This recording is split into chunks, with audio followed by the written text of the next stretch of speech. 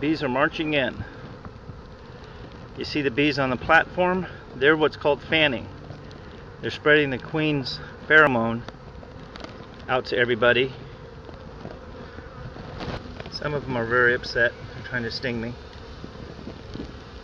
But for the most part, they're all marching in. The queen's inside the box. Once we gather them all up,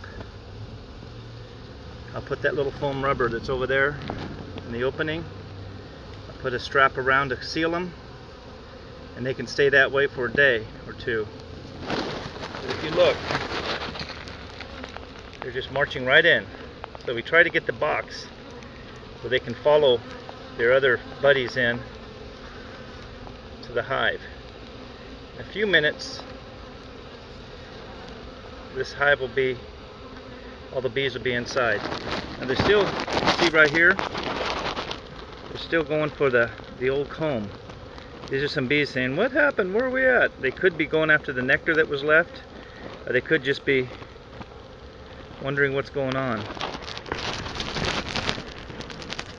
If we were to leave this, those bees would operate out of that hive like they were the box.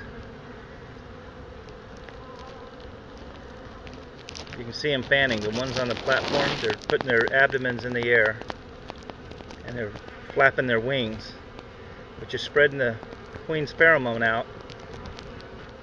And when they do that, it attracts the other bees that are confused to come into the hive. In the hive, I put some honeycomb from another hive. Just empty honeycomb, but honeycomb that makes it easy for the queen to start laying and for the bees to start producing. We'll take these to another location and they'll live out their lives naturally. The hive will grow and I'll harvest honey from it someday in the future. A lot of ants over here. There's a lot of black ants here. The bees don't like the ants.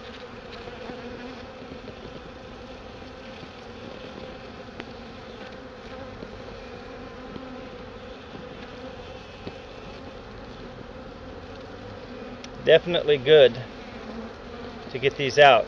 It was a new swarm.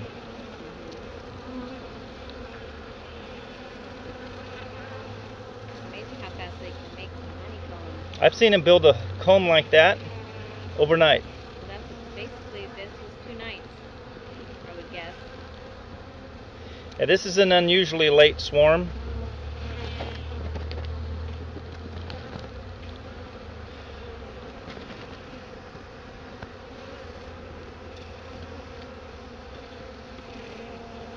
It's amazing how fewer there are. I like to do it for 5 or 10 minutes, and I can always speed it up and it makes it look like a mad dash.